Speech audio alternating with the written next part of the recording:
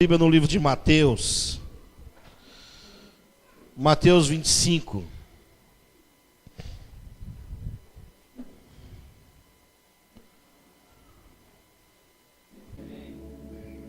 O tema dessa mensagem, nossa missão é ativar o corpo. Você sabe que toda vez que eu tenho certeza disso, a importância da igreja. O diabo ele não quer que você entenda o que é a igreja, o que é o corpo de Cristo, o que é o mecanismo de Cristo.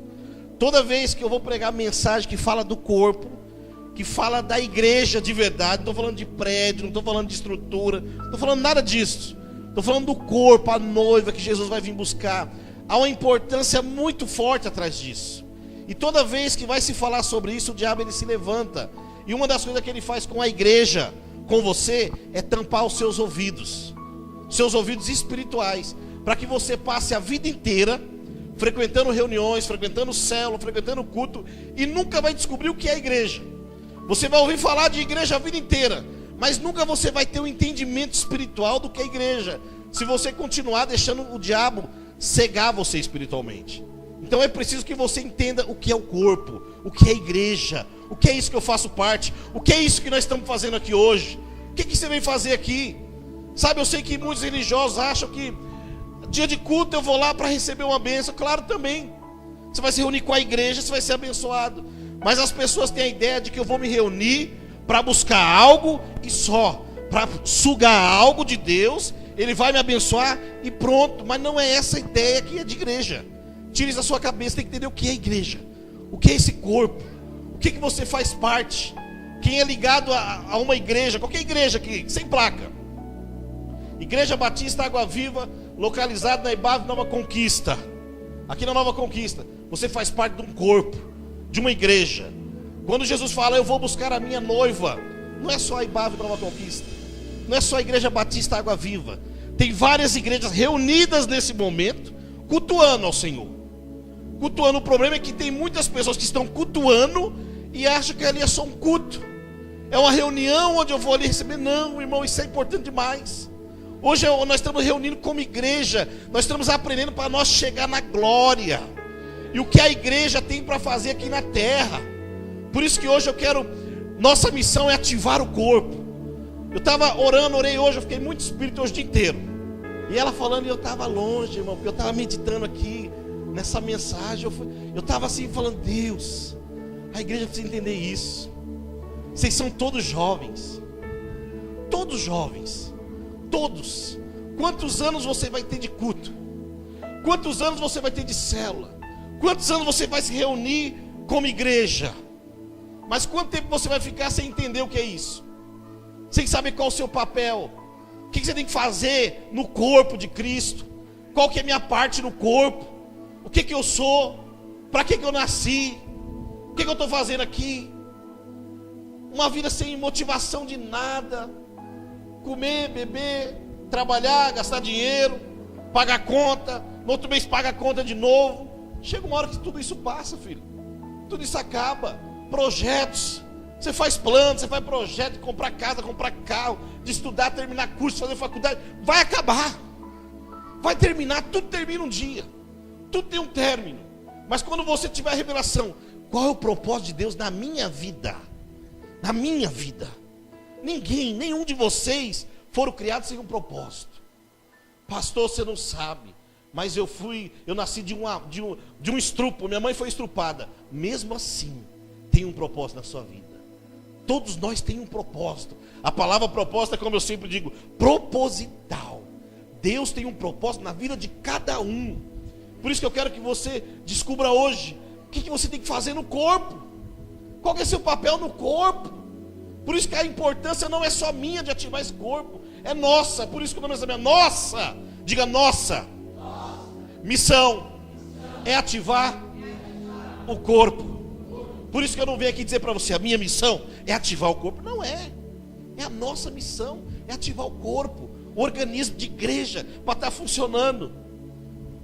Quero ler esse texto base aqui, antes de eu começar a falar com você. Mateus 25, a partir do 14. É uma parábola que já é bem conhecida. Diz assim, Mateus 25, a partir do 14: Pois será como um homem que, se ausentando-se do país, chamou os seus servos e lhe confiou os seus bens.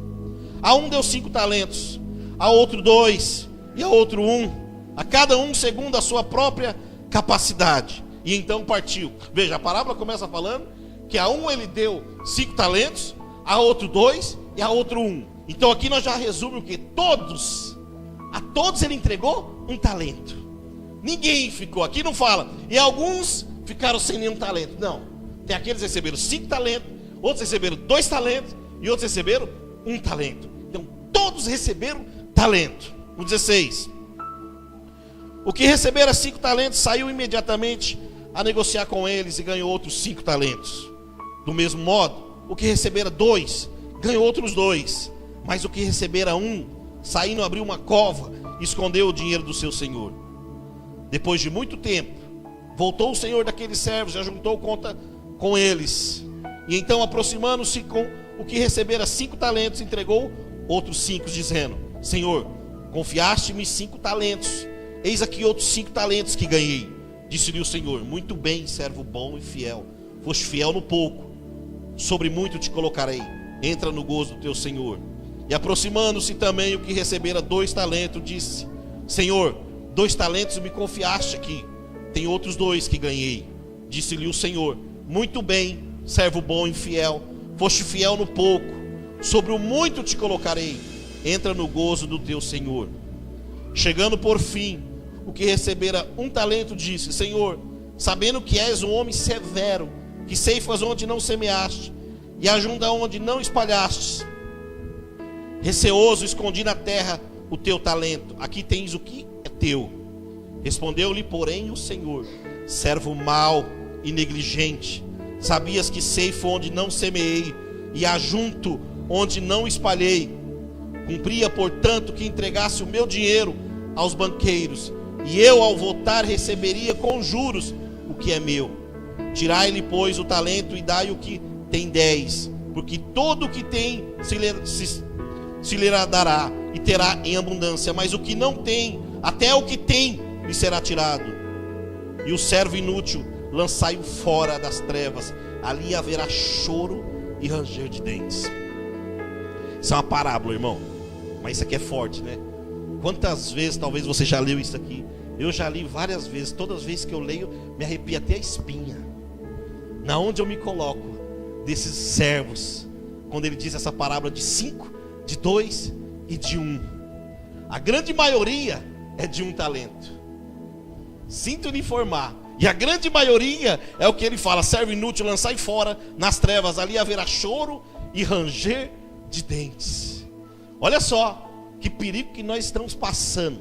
Se a grande maioria é de 1 talento, e exatamente os de 1 talento resolveu enterrar o talento, e no final o Senhor volta para prestar conta. Então, Senhor, eu sabendo que tu era duro. Hoje eu vinha na Kombi, né? E fui deixar a minha sogra em Piraporinha. Aí passou um motoqueiro empinando assim, batendo ali subindo a Avenida Piraporinha. E aí a Laís pegou e falou assim: tem que morrer, né, vó? Aí minha sogra disse assim: não, tem que morrer não. Não fala isso não, porque não pode. Deixa ele com o Papai do Céu, que o Papai do Céu castiga ele. O Papai do Céu que vai castigar ele. E eu respirei fundo e não vou nem responder nada. Porque toda vez que você fala isso para a criança, ela vai enterrar o seu talento. Porque ela vai entender que o seu Senhor é um Senhor muito duro, muito rígido. Só que o nosso Senhor, Ele é da graça. Ele é da graça, nós vivemos debaixo da graça. Da graça, então Ele não tem essa dureza toda. Então até quando nós falamos com nossos filhos, com nossas crianças, nós temos que cuidar com quem fala. Papai do Céu vai castigar você. Imagina uma criança crescendo nesse patamar. Papai do Céu vai te pegar. Papai do Céu vira um monstro, filho. Papai do Céu vira um monstro. Fala, não quero saber desse Papai do Céu não. É um monstro. Baixe sua fronte, vamos orar um pouco. Pai santo e poderoso Deus, Senhor, em nome de Jesus, Pai, estamos reunidos aqui como a tua igreja. a tua verdadeira igreja, Senhor, que tem sede de ouvir a tua voz, sede, Pai, da tua presença, sede de estar contigo. Senhor, nós sabemos que estamos em preparação, Senhor, aqui na terra, que um dia o Senhor vem buscar a tua igreja, meu Pai, mas sabemos também que o inimigo tem tentado contra a tua igreja, o inimigo tem tentado contra nós, meu Pai, mas nós sabemos, Senhor, que ele é derrotado, que ele está debaixo dos nossos pés. Por isso, Senhor, eu quero declarar nesta noite que a tua palavra, Senhor, a tua palavra que é verdadeira, a tua palavra que é vida, a tua palavra que traz esperança, Senhor, que ela venha sobre os nossos corações nesta noite. Pai, que ninguém saia daqui nesta noite oprimido, que ninguém saia daqui nesta noite, Pai, com opressão, se sentindo acusado, mas que saia daqui aliviado pela tua palavra, que se saia daqui satisfeito pela tua palavra, Senhor, em nome do Senhor Jesus. Amém. Pode se sentar. Muito bem, irmão. Eu peço para que ninguém entre aqui mais, tá? Você vai ficar aí no máximo aí 40, 50 minutos. Você pode ficar sem ir no banheiro beber água. Olha, a igreja não é uma questão de ter um trabalho realizado, mas é uma questão de ativar todos os membros de um talento. O nosso trabalho é levar o corpo a funcionar. Não é apenas de ter somente um trabalho. Quando todos chegarem ao pleno conhecimento, toda a igreja, se nós estamos aqui 30 pessoas, se esta igreja de 30 pessoas chegar ao pleno conhecimento do que é ativar o seu dom, do que é colocar o seu dom em prática, a funcionar dentro do corpo, aí você vai entender o que é reino de Deus. E aí o reino de Deus vai estar funcionando. Você sabe que o reino do diabo, ele funciona. O reino do diabo, ele funciona. Tudo que se abre para o diabo parece que flui, parece que vai, a coisa acontece, porque eles se empenham nisso. Só que tudo que se abre para o reino de Deus, às vezes fica amarrado. O reino não vai, o reino não avança, as coisas não acontecem, porque o diabo trabalha para paralisar os talentos, para deixar parado o corpo. Ele paralisando o talento, ele paralisa o corpo, nada mais funciona. Você tem um talento, é uma célula do corpo. Todos nós formamos um corpo. Quando o diabo consegue paralisar isso, acabou, filho. Acabou, o corpo não funciona.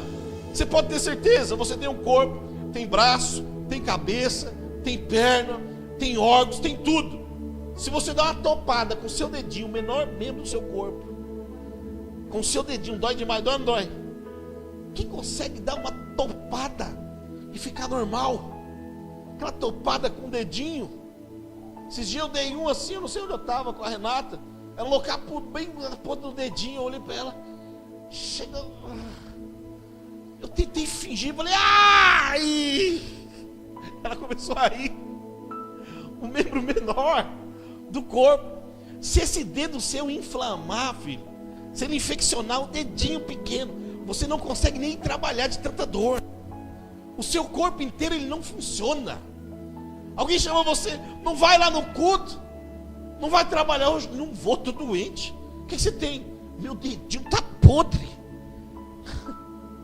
Tô com unha encravada. Mas uma unha encravada, uma unha encravada paralisou você. Sim ou não? Você vê a importância de todo o corpo ele funcionar? É como uma engrenagem, é o que está mostrando, é uma engrenagem. O reino de Deus, ele só vai fluir quando todos estiver fluindo junto. Você pega umas engrenagens assim, tem a maior, tem a menor. Já viu um relógio por dentro, como é que é? Tira um pequenininho para você ver. Não funciona, filho. Não vai, não flui. Pastor, por que nossa igreja não vai? Por que nós viemos para um prédio menor? Porque nós precisamos ativar todo o corpo. Todo o corpo. Não só um. Não só meia dúzia. Todos. A obrigação da igreja é para todos. Para todos, não é só para um. Ah, isso é problema do pastor. Não é não, filho. Ah, isso é problema do líder de célula. Não é não. É para nós, é para todos nós. Olha só. Em primeiro lugar, por que temos que ativar o corpo? Quando o corpo é ativado, os talentos são multiplicados. Quando o corpo é ativado, os talentos são multiplicados. Essa parábola ela é muito clara. Ela fala sobre duas coisas aqui. em relação aos talentos. Ela fala sobre o que multiplica e o que enterra. Duas coisas: o que multiplica e o que enterra. O de 2 fez o quê? Multiplicou. O de 5 fez o quê? Multiplicou. E o de 1 fez o quê? Enterrou. Enterrou. Então, quando você não multiplica, você enterra. Pastor, eu não estou multiplicando, não estou desenvolvendo os talentos que Deus me deu. Ou talvez você está pensando, não tenho talento nenhum. Tem. Pode ser que você tenha de 1. Que a grande maioria tem de 1. Eu não me julgo como que alguém tem 5 talentos. Com certeza eu tenho 1 também. Mas a questão é, você só tem 2 escolhas. Ou você multiplica, ou você enterra. Enterra. Agora, o que é muito claro aqui, de forma que os que não estão multiplicando, estão enterrando. Quem não multiplica, enterra. E aqui eu tirei 4 significados, pelo menos 4 coisas, quando fala sobre isso. Primeiro, enterrar é sinal de morte. Toda vez que você fala enterrar, é sinal de morte, filho. É ou não é? Fala para outra coisa que serve a palavra enterrar. Morte. Colocar debaixo da terra. Guardar. Esconder. Morte. Paralisar. Esquecer. Tesouro. Quando passa aqueles filmes, o que eles faziam com o tesouro? Enterrava. O problema é que quando a igreja começa a enterrar os talentos, a igreja vira um grande cemitério. A morte, ela começa a pairar sobre a igreja. Acredite, quando os talentos, as habilidades, elas começam a ser enterradas, você pode prestar atenção. Um espírito de morte sonda sobre as reuniões, sonda sobre as células, sonda sobre os cultos. Porque a grande maioria, em vez de multiplicar, está enterrando. E tudo que enterra é morte, filho. Sabe, você tem que colocar, olhar para você e falar: será que eu estou enterrando tudo que Deus me deu? Você não sabe, filho. Você não sabe. Talvez poucos sabem os que subiram aqui. Mas quando uma igreja, ela paira a morte, é horrível até você ministrar, até você pregar. Aqui, ó, aqui para você arrancar um glória a Deus, um aleluia, é horrível. Eu já preguei palavras aqui, mensagem aqui, a mesma mensagem que eu prego aqui, eu prego em outra igreja, aí eu vou em outra igreja, sou chamado lá para pregar, a mesma mensagem, falo as mesmas coisas, mas eu sinto assim, um ambiente de vida. Assim, pastor, como é que você fala isso? É verdade, você sente a igreja, aquele peso de morte, porque enterra os talentos. Uma igreja que enterra o talento, a morte, ela paira no ar. Aí não adianta você falar: a igreja está morta. Está, porque enterrou o talento. Enterrou, não tem como. Nós temos que colocar na cabeça: eu sou um membro deste corpo, e eu preciso ativar o talento que eu recebi. Ativar, como? Não sei, filho. Não sei. Fato é, você tem um talento. O Senhor te entregou um talento. O Senhor um dia te entregou um talento, pelo menos um, estou falando de um. Mas eu acredito que tem gente aí que tem 5 talentos, que está enterrando também. Aqui não fala de 5 talentos que enterraram. Mas o pior, que tem gente com 5 talentos ou 2 enterrando. E a morte está tomando conta. Sabe que a vida espiritual acabou. Não consigo orar, não consigo jejuar, não consigo sentir a presença de Deus. Onde estão os talentos? Enterrou, vai fazer o quê? Segunda coisa, enterrar é sinal de mundanismo. Toda vez que alguém enterra o talento, é um sinal de mundanismo. Enterrar talento é se integrar com essa terra caída. Toda vez que enterra o talento, você vem para a terra, você começa a fazer parte dessa terra, você começa a se envolver menos com a obra e se envolver mais com o mundo. Toda vez que alguém enterra o talento, ela começa a dar mais valor nas coisas do mundo, ela começa a dar prioridade nas coisas de fora. Tudo que acontece lá fora, todos os projetos, ela é mais focada, e ela começa a viver no mundo, na terra, porque lá é mais importante para ela, e o crescimento espiritual fica barrado. fica barrado, não cresce. Passa ano, entra ano. Pastor, mas eu estou na igreja desde não sei quando, tenho mais tempo de igreja do que você. Mas não adianta. Toda vez que você enterrar o talento, você está vivendo no mundo. O problema é que as pessoas, elas acham assim. Ontem eu estava falando com a minha esposa, ó. O número de pessoas que hoje em dia falam que a igreja consome a vida dela. Eu não vou viver assim. A igreja consome a minha vida. É célula, é culto, é curso, é isso, é conferência, é aquilo. Mas só existe dois caminhos. Ou você é consumido pela igreja, ou você é consumido pelo mundo. A pessoa que ela é focada também no mundo, ela vai chegar a um ponto que ela vai falar: estou esgotado com tanto curso, estou esgotado com a faculdade, estou esgotado com o meu trabalho, não aguento mais. Ela vai ficar esgotada do mesmo jeito. Agora, talvez você não tenha a revelação, mas se for para ser esgotado, é melhor ser esgotado pelo reino de Deus, filho. Pelo reino de Deus. Acredite, as coisas do mundo vai esgotar você também. Um dia eu cheguei lá no escritório, meu patrão falou: você está acabado, hein? Essa igreja está acabando com você. Olha para as suas olheiras. Tinha feito 2 viagens na semana, tinha ido no sul 2 vezes.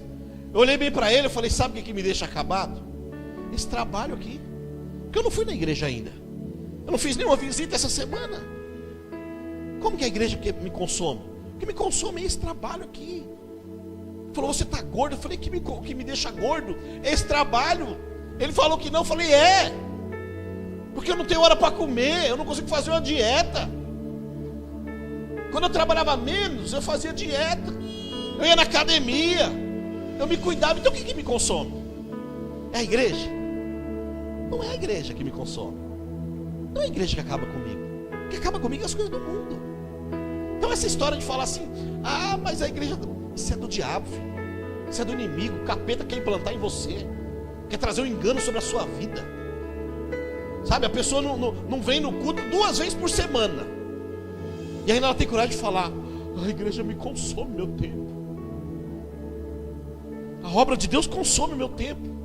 Como consome? Se não trabalha, você tem que trabalhar no mínimo 5 vezes por semana. Sim ou não? Eu não sei quem é diarista, trabalha 2, 3 vezes por semana, mas ainda assim tem que arrumar mais diária para poder aumentar o ordenado.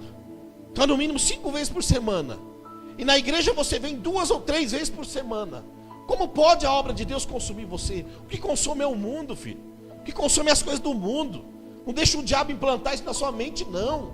Sabe? Toda vez que você enterrar o seu talento, você está se ligando mais com o mundo. Toda vez que você não quer concluir aquilo que Deus te deu, que você não quer multiplicar os dons que Deus te deu, porque você tem muita coisa para fazer, só que você está se ligando ao mundo cada vez mais. Cada vez mais você está mais ligado ao mundo. Cada vez as suas importâncias é do mundo. Do mundo. Pastor, você está querendo dizer que eu não tenho que trabalhar, não estudar? Não é isso não, filho. Você tem que trabalhar, você tem que estudar, você tem que cuidar da sua vida profissional. Eu também tenho uma vida para cuidar. Eu também trabalho. Mas o que é prioridade para você? Se o Senhor voltasse hoje, na onde você se encaixaria? Onde estão os talentos que eu te dei? O que você fez com os talentos que eu te dei? Outra coisa, enterrar é sinal de um conceito errado do Senhor. Olha só o que o servo diz no 24, no 25. Chegando por fim o que receberá 1 talento, disse: Senhor, sabendo que és homem severo, que ceifas onde não semeaste, e ajunta onde não espalhaste, receoso escondi na terra o teu talento. Aqui tens o que é teu. E aí é o que eu estou te falando para você, filho. Tem muita gente que acha que Deus é esse monstro. Tem um conceito errado de Deus. Ah, eu não nasci para isso. É melhor outra pessoa fazer isso. Deus não me escolheu, escolheu.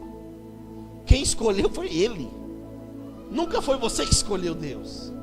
Nunca você vai conseguir falar: eu escolho Deus. Nem tem aquele louvor, não. Deus olhou para você e escolheu você. Está lá em João 15:1. Ele escolheu você. Se Ele escolheu, Ele sabe que você consegue. Ele sabe que você é capaz. Ele sabe que você pode. Outra coisa, enterrar é sinal de ignorância acerca do seu papel com o corpo. Sabe o que ele achava? Sou só mais um. Se eu não fizer, outra pessoa vai fazer. Olha como é que o diabo ele é sutil para trabalhar na mente das pessoas. Eu sou só mais um. A igreja não depende de mim. A igreja não precisa de mim. Se eu não fizer, outro vai fazer. Não vai não, filho. Não vai não, isso é conceito errado. Sua presença não faz diferença. Faz sim. Apenas sua casa fechada não vai fazer falta. Isso é conceito errado. Vai fazer falta sim. Somente você deixando de liderar não vai afetar a igreja, porque outros vão liderar. Vai sim. Você precisa liderar, você precisa fazer. Somente você deixar de trazer seus dízimos, outros vão trazer. Essas mentiras, esses enganos, vai entrando na mente da igreja, vai entrando na mente de uns, e você vai enterrando seu talento. Se eu não fizer, outro faz. Já pensou? Se todos assumissem o compromisso, a responsabilidade, se eu não fizer, ninguém vai fazer. Eu preciso fazer. Eu preciso fazer. Mas o conceito errado vai entrando, outro faz. A outra casa abre. Outro entrega o dízimo. Outro faz por mim. Não vai fazer não, filho. Você tem que fazer. É você. Ou você escolhe. Ou virar coveiro. O que é ser coveiro? Então diga assim: eu não vou ser coveiro. Decida isso hoje, em nome de Jesus. Decida não enterrar o seu talento. Não enterrar. Não vou enterrar. Eu vou multiplicar. Olhe para você. Aonde eu posso multiplicar o meu talento? Estamos começando o ano. O ano da bondade do Senhor. Da bondade. Eu comecei esse ano muito entusiasmado. Falei, que será que Deus vai me dar mais este ano? Porque eu sempre penso em crescimento. Penso em multiplicação. Daquilo que eu tenho, eu quero mais. Porque essa mentalidade é que o Senhor coloca nos servos. Essa mentalidade que Deus coloca em nós. Essa mentalidade que você tem que ter. De crescimento, de avanço, de subir. Como você vai chegar em dezembro? Como você vai chegar em janeiro do ano que vem? Com a pá? Até aqueles que vai chegar assim, ó, com a pá na mão. Enterrei os talentos. Tudinho. Coveiro. Olha para a pessoa que está do seu lado. Vê se ele tem cara de coveiro. Se ele não tem cara de coveiro, ele tem cara de alguém que vai multiplicar os dons. Multiplicar os dons. Ativar o corpo. Crescer. Em segundo lugar, quando o corpo é ativado, a obra deixa de ser um peso para alguns. Quando o corpo, a obra de Deus é ativado, quando o corpo é ativado, a obra deixa de ser um peso. Vamos falar bem a verdade, filho. Muitas das vezes, o peso fica tudo para uma pessoa só. Tudo para um só. Só um faz. Só um grupo de pessoas faz. Tem muitos que estão enterrando o talento em vez de multiplicar. E aí, a obra fica para poucos. Sabe, isso tem que incomodar você. Será que, vou passar a vida inteira sentado num banco ouvindo sermões? Quantas vezes mais você vai ouvir sermões sobre essa palavra? Sobre esse texto? Quantas vezes você vai ouvir? Talvez você está sentado aí, você já ouviu isso aqui várias vezes. Talvez essa palavra já foi pregada para você várias vezes. Mas você continua enterrando talento. Só que pior, quando você enterra o talento, você joga um peso para outro. E aí a obra se torna um peso. Um peso. Eu sempre falo que Deus, a obra do Senhor, o fardo é leve. O fardo é leve. O fardo não pode ser um peso. Eu não posso trabalhar fazendo a obra de Deus sentindo um peso, sabe, levando aquilo nas costas. Porque quem trabalha assim não aguenta. Tem prazo de validade. Uma hora vai parar. Alguém que trabalha carregando peso, uma hora a coluna dele vai dar problema. Uma hora ele vai ter que aposentar, uma hora ele vai ter que parar. Tem prazo de validade, não vai muito longe. Não vai chegar muito longe. E a Bíblia fala que a obra de Deus, o fardo é suave e é leve. É prazeroso. Todavia, quando eu estou compartilhando com alguns pastores, alguns líderes, e quando nós começamos a falar da obra, estava falando mesmo essa semana com um obreiro, e ele falando sobre isso, eu me arrepiava inteiro quando ele falava. Eu falei para ele assim, olha, deixa eu te falar um negócio aqui. Eu não falo da obra de Deus com essa repúdia, não. Mas vai falar que você também não tem trabalho na igreja. Eu falei, eu tenho trabalho na igreja. Tenho trabalho com os irmãos. Tenho problema com os irmãos. A igreja é feita de pessoas, de ser humano. Como você não vai ter problema? Eu tenho, mas eu não falo com essa repúdia que você está falando. Ele falava de um jeito assim que me arrepiava. Ele falava, eu não quero viver a vida inteira assim, não. Igreja dando trabalho, irmão dando trabalho, casamento dando trabalho, jovens dando trabalho. Ele terminou, eu falei, não, tá, você não está falando a mesma língua que eu amo a igreja. É como se o Espírito Santo tivesse comovido em mim aquela hora. Eu amo o meu chamado. Eu amo para que Deus me colocou. Agora você está dizendo que um dia você vai parar. Não estou falando, tá. Com essa visão um dia você vai parar. Eu disse para ele, eu não vou viver mais sem isso aqui, mais nunca na minha vida. Nunca mais eu vivo sem isso aqui. Enquanto eu viver aqui na terra, eu vou viver pregando a palavra, eu vou viver ensinando, dando curso, discipulando, cuidando de igreja, porque esse é o meu chamado. Então eu não tenho esse peso, esse chumbo.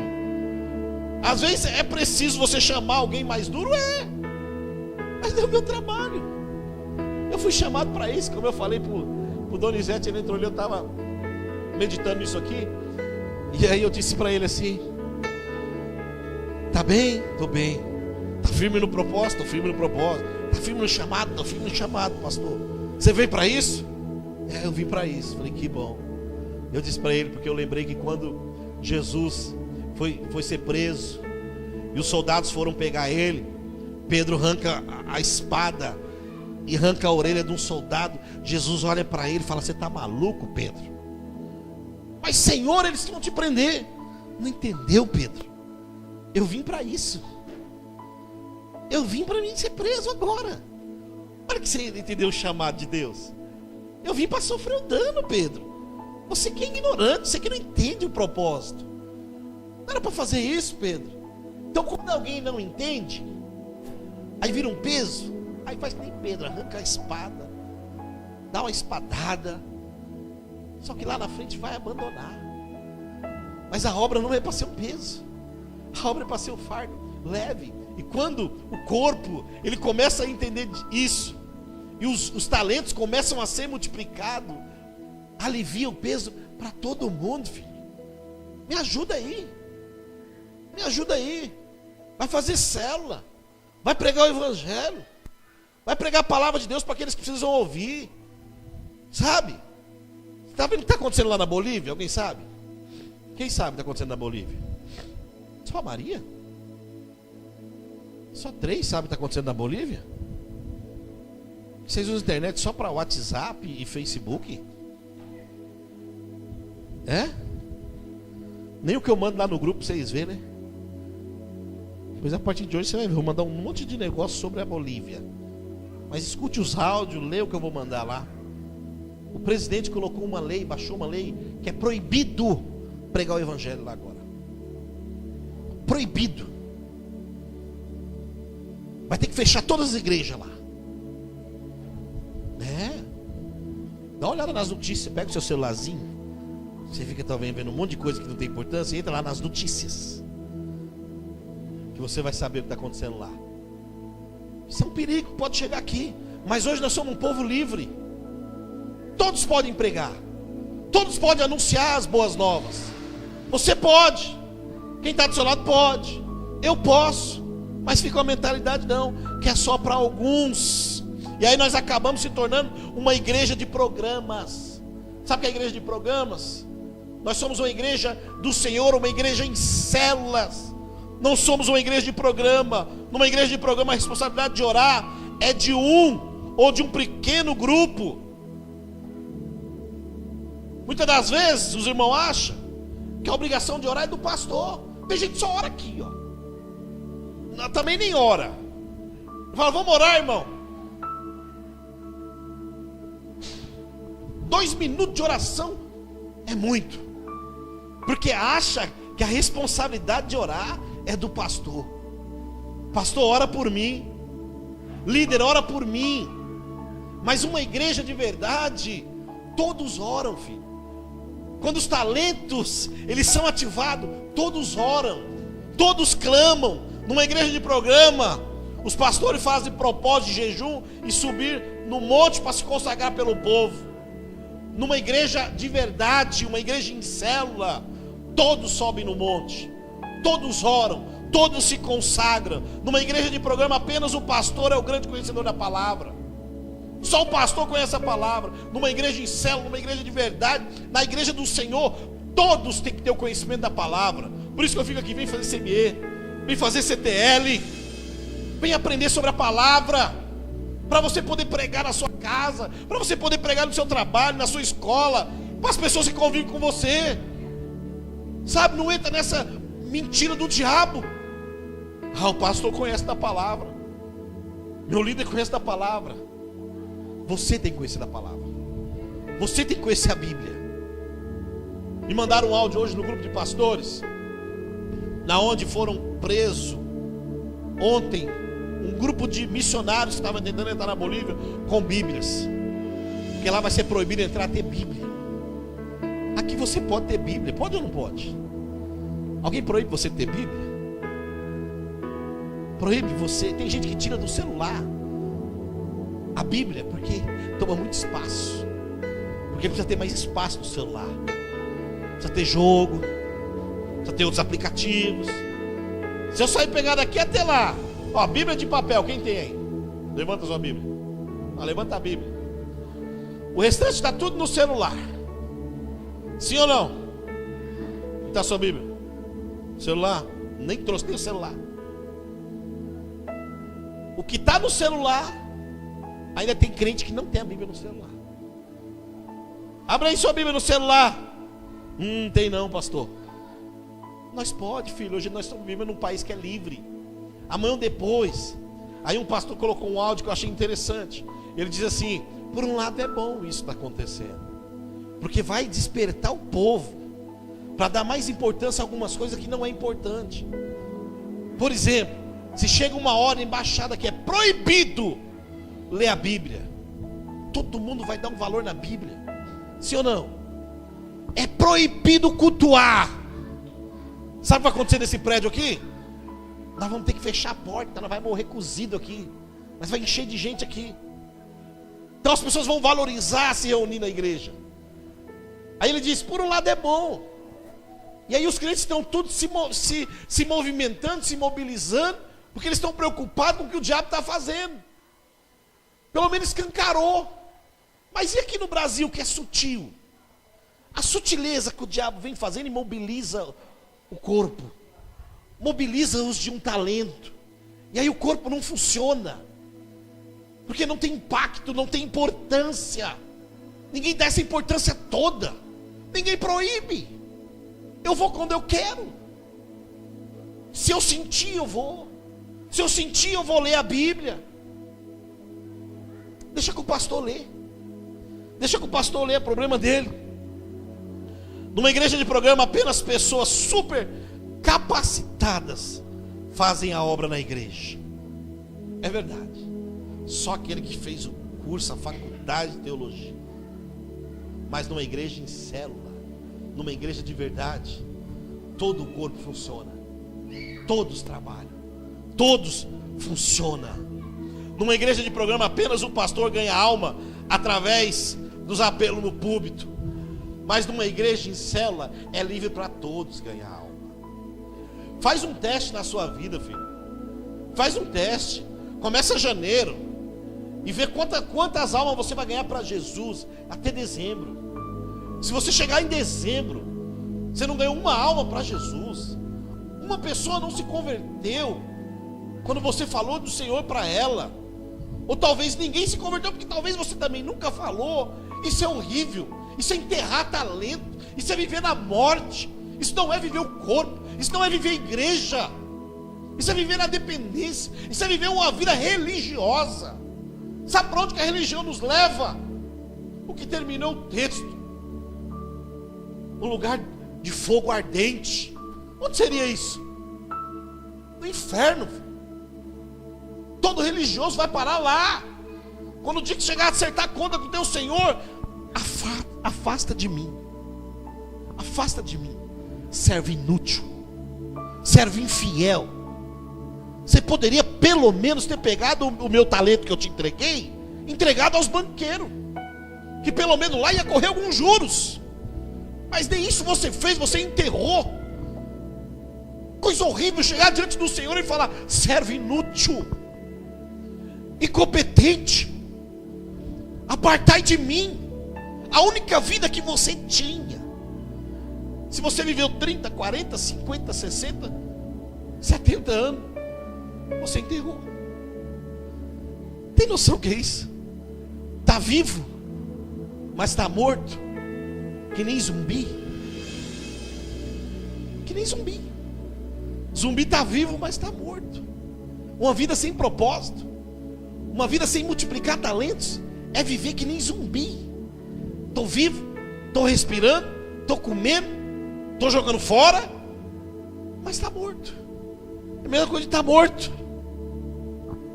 Numa igreja de programa, alguns são levantados como colunas financeiras. Olha, isso é bom. Por um lado é bom.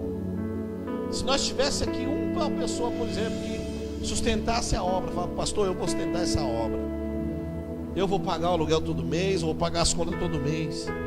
Isso é bom. Mas aí nós viveríamos na dependência de uma pessoa. Só que esse não é um problema só de uma pessoa. Se eu chamar aqui na frente, irmão, quantos dizimistas nós temos aqui? É vergonhoso. É vergonhoso. Acredite. Sabe, antes eu chamava aqui, vou orar aqui pelos dizimistas. Hoje eu tenho vergonha de chamar. Um culto que tem 40, 50 pessoas, eu não posso chamar os dizimistas aqui na frente. Porque é um número muito pequeno. Olha só essa ilustração, coloca aí. De 4 pessoas. Todo mundo, alguém, qualquer um e ninguém. Todo mundo, alguém, qualquer um e ninguém. Havia um trabalho importante a ser feito, e todo mundo tinha certeza de que alguém o faria, qualquer um poderia tê-lo feito, mas ninguém o fez. Alguém zangou-se porque era um trabalho de todo mundo. Todo mundo pensou que qualquer um poderia fazê-lo, mas ninguém imaginou que todo mundo deixasse de fazê-lo. Ao final, todo mundo culpou alguém, quando ninguém fez o que qualquer um poderia ter feito. Realmente essa obra não é uma obra de todo mundo. Não é. Essa aqui é uma obra de quem se dispõe a fazer. Por isso que eu amo a Deus, porque Deus, ele nunca obriga ninguém. Deus, todavia, ele nos dá o livre-arbítrio. Livre-arbítrio. Acredite, você está aqui hoje ouvindo essa mensagem, Deus não está forçando você a fazer nada. Deus está te dando aqui alternativas. Deus está te alertando, abrindo os seus olhos. Talvez ele está te falando: eu te dei um talento, você pode enterrar ele, não tem problema algum. Não tem problema algum. Você pode enterrar. Mas ele também está dando a alternativa de você multiplicar. Sabe, não é de todo mundo, é daqueles que se dispõem a fazer. É daqueles que falam para o Senhor: sim, Deus, eu quero. Sim, Senhor, eu vou fazer. Sim, Senhor, eu vou multiplicar. Sim, Senhor, eu quero fazer parte disso. Eu quero crescer com isso. Hoje nós fazemos algumas coisas aqui no prédio. Poucas pessoas vêm fazer alguma coisa aqui.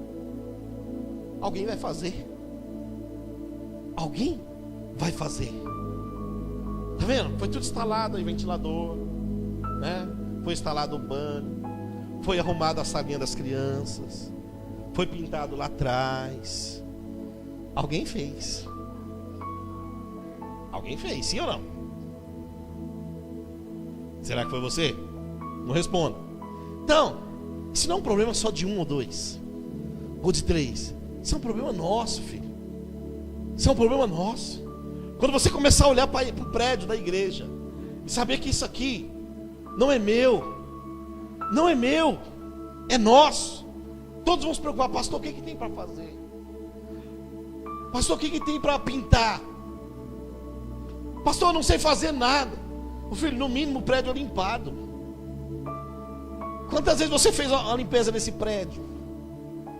Quantas vezes você disse assim: pastor, que dia que o senhor quer que eu vou limpar a igreja? Pastor, eu vi que tem uma luz queimada, que dia que eu posso vir arrumar? Estou dando exemplo. Quando você se dispôs a isso? Quando você se preocupou a saber se precisa fazer alguma coisa? Tudo aqui tem que fazer, filho. É um trabalho, é uma engrenagem. Nada acontece só. Tem que fazer. Amém? Desenvolva os talentos que o Senhor tem te dado. Desenvolva. Desenvolva o que Deus entregou para você. Não enterre, porque você vai ser cobrado um dia. Ainda bem que você está vivo. Ainda bem que você respira. Respira. Faz assim. Está vivo, né? Oportunidade, filho. Oportunidade. Hoje à noite você, aleluia, Jesus. Glória a Deus. Oportunidade que o Senhor me deu, abriu meus olhos, de fazer parte do corpo, fazer parte da igreja.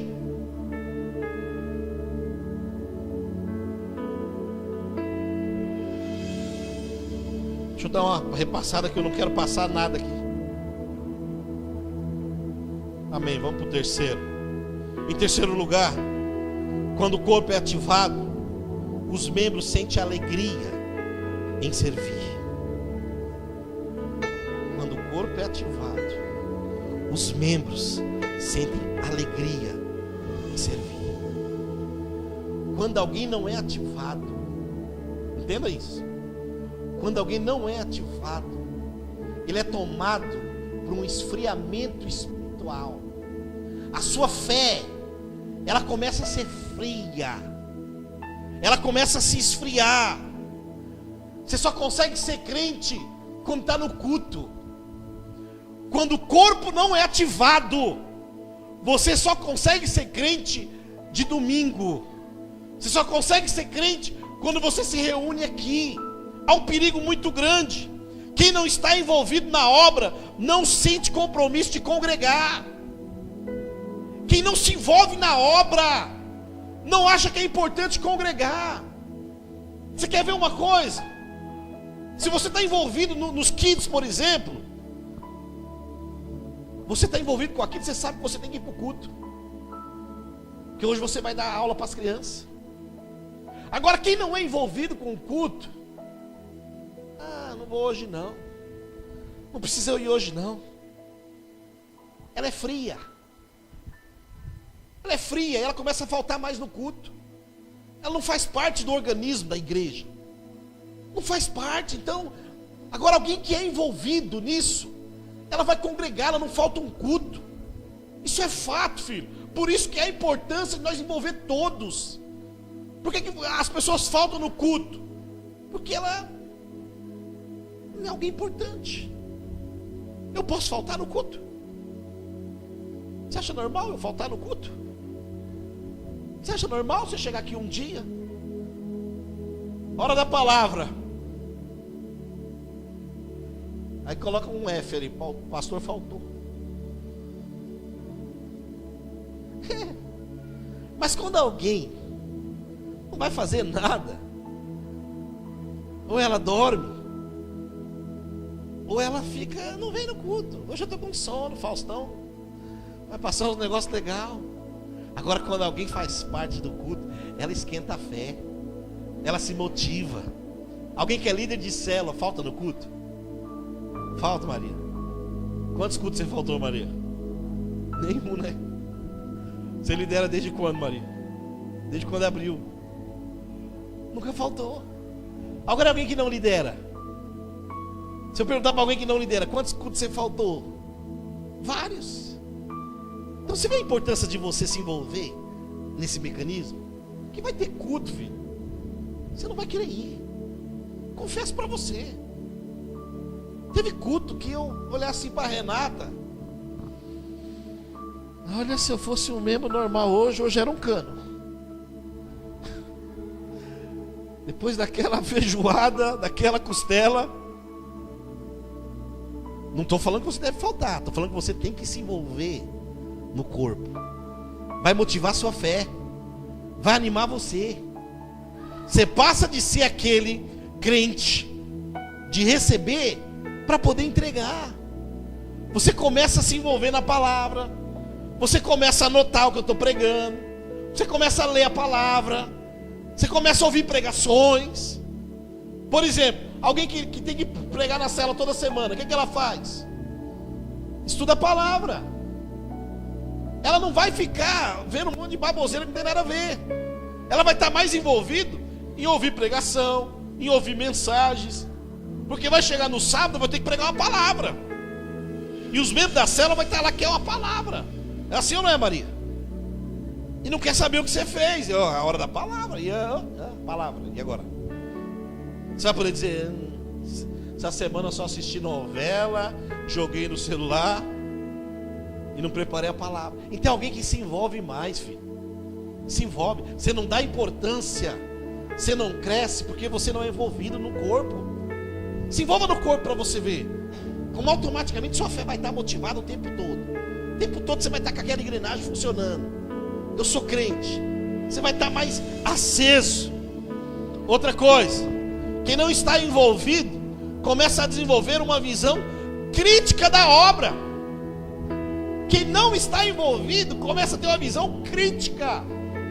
Um exemplo claro: você já viu um dizimista criticar o dízimo? Não critica. Geralmente quem fala mal do dízimo, ele não é dizimista. Não é. O camarada que ele não veio ajudar a pintar o prédio, ele chega aqui assim, ó.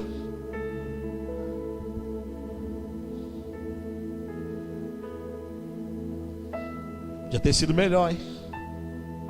Tivesse vindo, ó, as manchas ali, ó. Se torna alguém crítico. Agora, quando você está envolvido, ficou legal, irmãos. Tudo cheio de falha. Tudo na marca do rolo. Ficou legal, glória a Deus, hein, irmão. Nós é fera, hein? Olha, nós é profissional. Aí, pastor, ficou da hora aí? Aí eu chego e falo: não ficou legal não. Uma porcaria isso aí. É para criticar, é para motivar, irmão. Alguém que é envolvido com as coisas, ele não critica. Quem critica é quem não faz. Sabe aquele ditado? Falar é fácil, quero ver fazer. Isso é claro. Falar é fácil, mas fazer ninguém faz. Então criticar todo mundo critica, mas fazer, pode ter certeza que quem reclamou do ventilador ficou muito baixo foi alguém que não faz. Alguém que fez, ficou legal, hein? Está entendendo o que eu estou querendo fazer, irmão? Dizer para você. Quando você se envolve na obra, você não se torna alguém crítico. Você não reclama. Você não fala mal do dízimo. Você não fala mal de quem pintou, porque você está envolvido naquilo ali. Você está junto. Outra coisa, quem não está envolvido está mais vulnerável ao pecado. Isso é fato. Quem não se envolve, não está envolvido na obra, ele fica vulnerável ao pecado. Por exemplo, eu posso pecar, não lidero célula. Eu posso pecar, não estou no louvor. Eu posso pecar, eu não vou ministrar para os kids. Quem não está envolvido no mecanismo da igreja, ele acha que ele pode pecar. Agora, alguém que está aqui no louvor todo domingo, pode até pecar, pode até cair, mas ele vai pensar: não, eu vou subir no altar, eu vou ministrar para a igreja. Sim ou não? Seja sincero. Alguém que lidera uma célula, quando o prato do diabo vir: não posso, eu sou líder de célula, não posso, eu estou cumprindo o meu chamado. Por que que quando alguém quer pecar, a primeira coisa que ela faz é largar os cargos da igreja? Primeira coisa que ela quer, quando ela quer pecar, porque aí ela acha que ela não está mais à frente de nada, ela não está trabalhando mais na obra, ela pode pecar. Eu sou livre para pecar. Então, para você não ficar vulnerável, não estou dizendo que pode pecar, não. Ninguém pode pecar, ninguém pode cair, ninguém pode tramar sua queda. Mas eu digo que quando você está envolvido, quando você está trabalhando, você fica mais forte, sua fé fica mais ativada, você fica mais ligado àquilo ali, você fica querendo ouvir mais louvor, você fica querendo ouvir mais palavra, você busca ser mais santificado, porque a acusação vem. O diabo ele vai vir te acusar. Até alguém que limpa a igreja uma vez por semana, ela vai estar mais motivada, a fé dela vai estar mais ativada. Por isso que eu falo para você, irmão, se envolva na obra, se envolva nisso aqui. Procure saber o que você tem que fazer aqui. O que eu tenho que fazer, pastor? Eu não sei, mas se envolva. Não fique vulnerável para o diabo. Não deixe o diabo fazer com você o que ele quiser, não. Faça parte desse corpo, dessa engrenagem. Multiplique os seus dons. Eu me lembro quando eu comecei na porta. Quando eu cheguei na igreja, eu pisei assim nos primeiros pisos. Era um prédio um pouco maior que esse.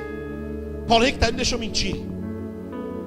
Pisei um piso fofo, uns pisos fofos. Sentei na cadeira.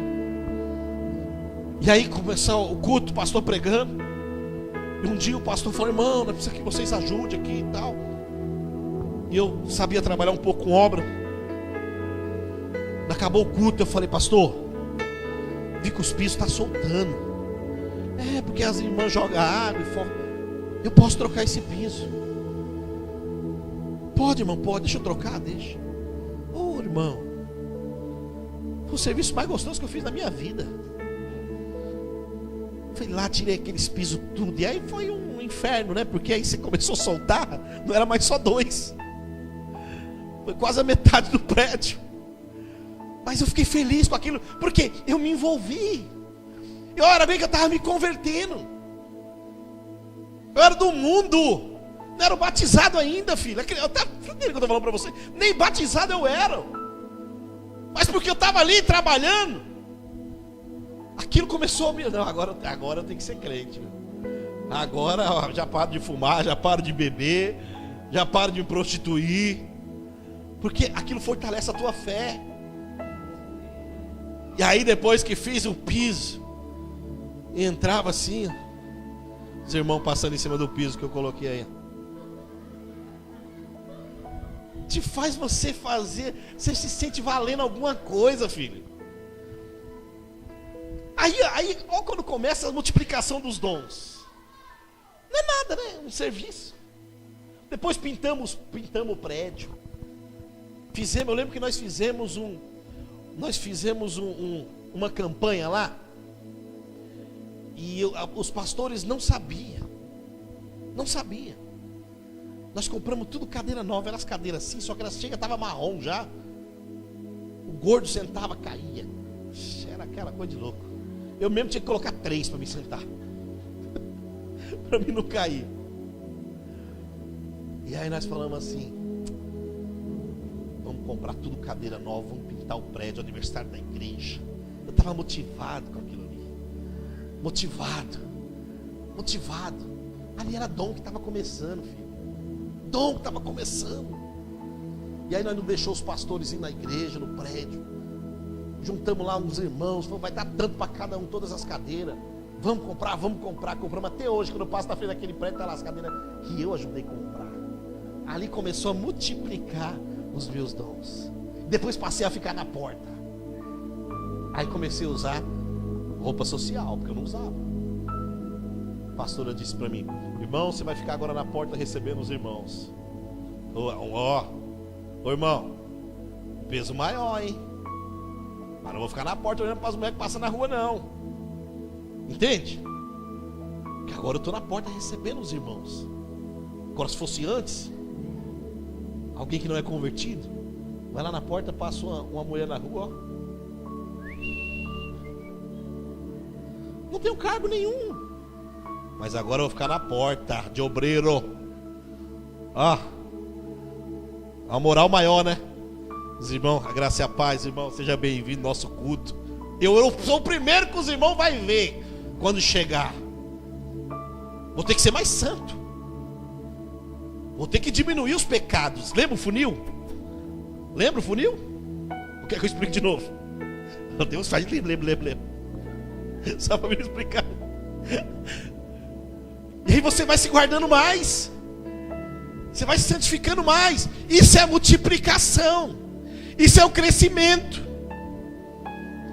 Quando Deus usou a pastora que falou: você vai ser pastor, você vai ficar lá em cima,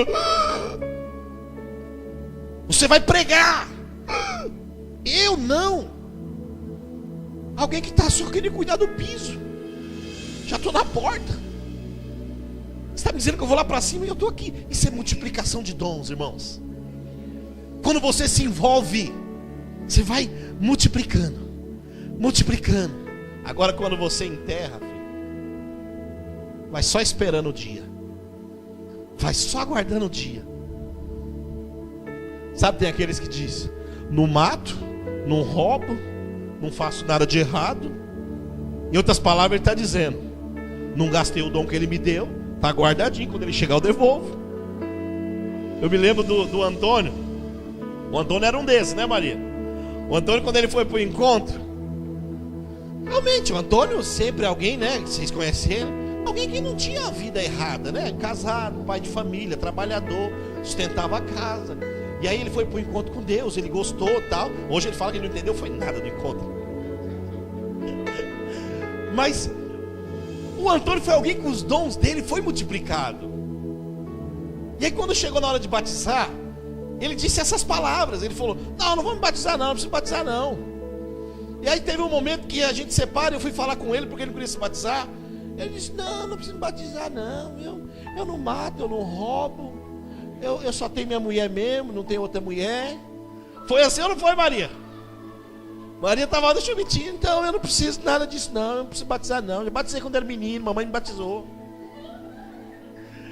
E aí eu falei para a equipe que estava lá: não fala mais com ele, deixa ele. É um talento que enterrou o talento. Só que aí ele começa a fazer parte dos cultos. E a gente começa o curso de batismo para aquela turma que veio. Tem alguma turma aqui do Antônio? Alguém que batizou junto com o Antônio? Ninguém? Cláudio, né? Quem mais batizou junto com o Antônio? Felipe. E ele não estava, né? Aí ele falou assim: eu posso ir ver as aulas do curso de batismo? Pode, mas eu não vou me batizar, eu já não preciso. Aí na semana de se batizar, não sei se foi Samile falou assim: o Antônio falou que quer se batizar. Eu falei: glória a Deus, vamos batizar ele. Batizamos Antônio. Antônio hoje é coluna dessa igreja. Ele não está aqui porque ele está em viagem. Ele está de férias e todo final do ano ele viaja. Mas ele não falta num culto. Sabe o que eu acho mais lindo? Quando ele chega de viagem, o ano passado ele falou assim para mim assim: pastor, eu fui até nos cultos lá, sabe? Mas não é igual ao nosso não. Não é igual ao nosso não, eu gosto do nosso. Ele falou para mim um dia, ele falou: a gente só não foi-se embora ainda porque nós pensamos muito na igreja. E ele está construindo uma casa lá. É ou não é, Maria? Alguém que multiplicou tanto. Você pode dizer: pastor, mas ele não prega, ele não lidera a célula, ele não ganha vida para o Senhor Jesus. Mas o dom dele, ele multiplicou. Ele é coluna aqui nesse lugar. Coluna, ele é a esposa. Está entendendo? Ele é envolvido com isso. Ele é envolvido com a obra. Se envolva, filho. Te disponha. Sabe o que a Rosilene faz? Todo culto ela participa. O que a Rosilene faz todo culto? Traz uma garrafa de café. Vai fazer 4 anos. Todo culto. Quarta e domingo. A Rose, quando acaba o culto, sai dando um cafezinho para você, sim ou não? É alguém que se envolve na obra, filho. Ela não enterra talento. Mas simples, uma simples garrafa de café, mas está envolvido na obra. Faz a célula kids dela todo final de semana. É alguém que se envolve, alguém que faz parte disso. Está fazendo parte do corpo. Quando a pessoa não se envolve, ela não se sente parte. Quando a pessoa ela não se envolve, ela não se sente parte. Olha só uns exemplos. Quem se sente parte diz: nossa igreja. Quem não se sente parte diz: a igreja. Quem se sente parte diz: nosso pastor. Quem não se sente parte diz: o pastor. Quem se sente parte diz: nossa célula. Quem não se sente parte diz: a célula. A célula, o pastor, a igreja. Agora quem faz parte fala: a minha igreja, o meu pastor, a minha célula. Compra, se envolve. E o pior de tudo isso, eu volto a dizer, é a visão crítica que a pessoa se torna. Crítica e frio. Se torna uma geladeira. Eu vi uma ilustração, não sei se eu coloquei aí, de um irmão, estava frio, vai procurar um pastor, para falar com o pastor que ia se desligar da igreja, ia sair da igreja. E chega lá na porta do pastor no escritório da igreja: pastor, posso falar com o senhor um instante? Pode falar, filho, só que antes de você falar, pega essa cesta básica para mim e leva lá para a irmã tal. O endereço é esse aqui. Aí ele pega a cesta básica, coloca no carro, vai levar. Quando chega lá, a irmã vê ele, fala para ele: ô irmão, ele fala: ó, vim trazer uma cesta básica, a igreja mandou. A irmã falou: ô irmão, você é enviado de Deus nesse dia. Deus enviou você aqui, entra aqui, vamos agradecer, vamos orar para agradecer ao Senhor por essa cesta. Você pode orar, irmão. O irmão começa a orar, dá graças pela cesta, e a mulher fica muito feliz. Irmão, antes de ir embora, abre um salmo, lê esse salmo aí. Aí ele abre a Bíblia, lê um salmo, explica aí o que é, qualquer coisa desse salmo, e ele ministra ali, e a família começa a chorar, e há um envolvimento, e ele sai dali com a fé renovada. Aí ele volta para o prédio da igreja, o pastor fala: ô irmão, entra aqui, fala o que você quer. Ele tinha ido para falar que ia desligar da igreja. Pode falar, irmão, o que você quer. Pastor, me dá mais uma cesta para me entregar. Porque alguém que se envolve, a fé é ativada, filho. Olha, ele pensou: eu fui usado por Deus naquele lugar, Deus me usou, entreguei a cesta, oramos, sabe, ministrei a palavra. Alguém que está envolvido com aquilo ali. Sabe o que faz você esfriar? É você não fazer parte da obra. Sabe o que faz você ser morto? Não fazer parte da obra. Deixa você morto. Alguém que se envolve com a obra, ele está ativado o tempo todo. Quanto menos você faz na obra, mais frio você fica. Quanto menos você faz, mais frio você fica, mais distante você fica, mais longe você fica, mais interessado nas coisas da igreja você fica, mais interessado com o reino você fica, mais interessado com a voz de Deus você fica. Agora, quando você se envolve, pode ter certeza, esse irmão que levou essa cesta básica, na outra cesta básica que ele foi levar, ele já foi preparado, ele já pegou a palavra, ele preparou um salmo, ele já fez um pequeno sermão, colocou no bolso e foi levar a cesta básica. Que se eu chegar lá e a pessoa querer orar, a gente ora. Querer que eu ministre a palavra, eu já tiro um sermão aqui. Ele se prepara durante a semana. Agora, alguém que não é envolvido, ele não vai ler, filho. Ele não vai se interessar por isso aqui, não. A fé do irmão foi renovada. Isso é maravilhoso, sim ou não, irmão? Sim ou não? Você vai enterrar seu talento? Você quer morrer? Então você tem que multiplicar. Multiplicar, eu vejo aqui, ó, cada um de vocês. Eu não vejo nenhum de vocês aqui, ó, que não possa multiplicar um talento. Todos são úteis para o corpo do Senhor. Todos são úteis para a igreja. Todos têm uma utilidade. Se coloca de pé, irmão. Eu quero concluir contando uma história. Quero que você preste bem atenção.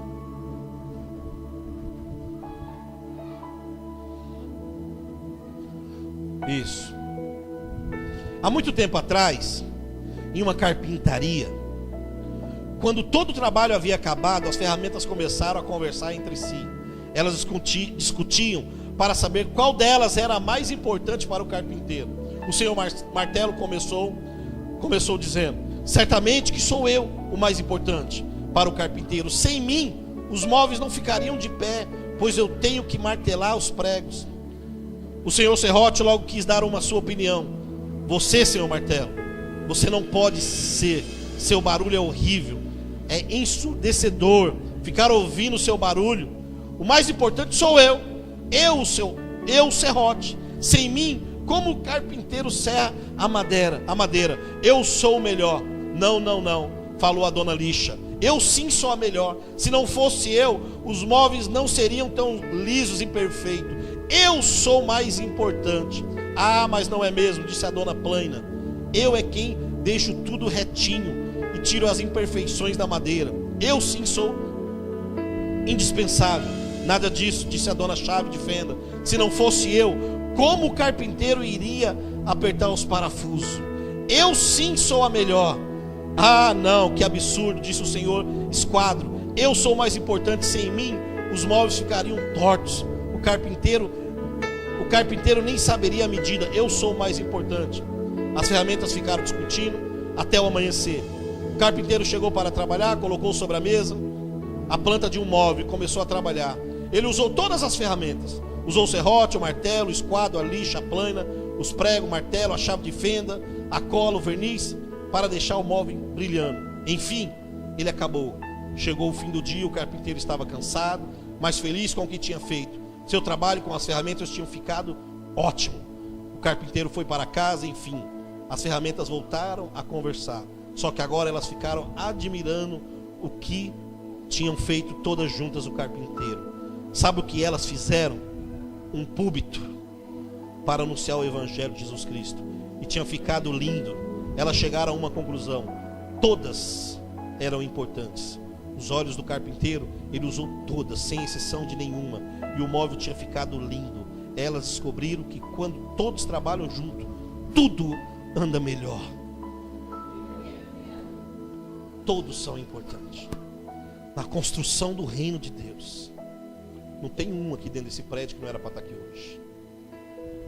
Todos são importantes para construir o reino de Deus.